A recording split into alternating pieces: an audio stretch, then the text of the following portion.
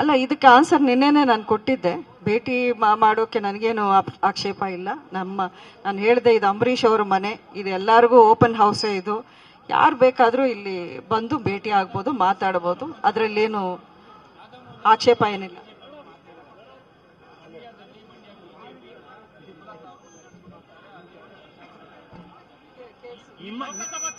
ನಿಮ್ಮ ನೇತೃತ್ವದಲ್ಲೇ ನಡೆಯುತ್ತೆ ಅಂತ ಮೈತ್ರಿ ಚುನಾವಣೆ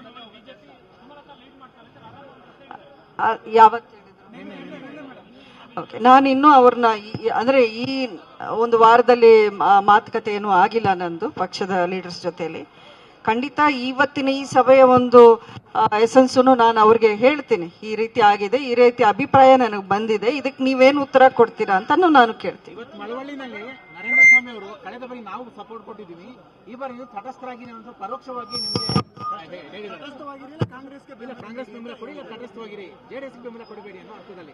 ನೋಡಿ, ನಾನು ಆಗ್ಲೇ ಹೇಳಿದ್ನಲ್ಲ, ನನ್ನ ನಿರ್ಧಾರ ಈ ಪಕ್ಷಕ್ಕೋ ಆ ಪಕ್ಷಕ್ಕೋ ಅನುಕೂಲ ಆಗತ್ತಾ ಅನ್ನೋಂಥ ಯೋಚನೆ ಮಾಡಿ ನಾನು ಮಾಡೋದಿಲ್ಲ.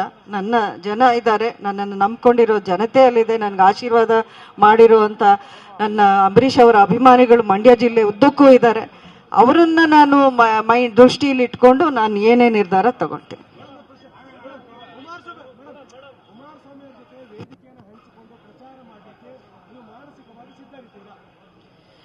ಇದೆಲ್ಲ ಪ್ರಶ್ನೆಗಳಿಗೆ ನಿಮಗೆ 3ನೇ ತಾರೀಕಿಗೆ ಒಂದು ಸ್ಪಷ್ಟನೆ ಸಿಗುತ್ತೆ.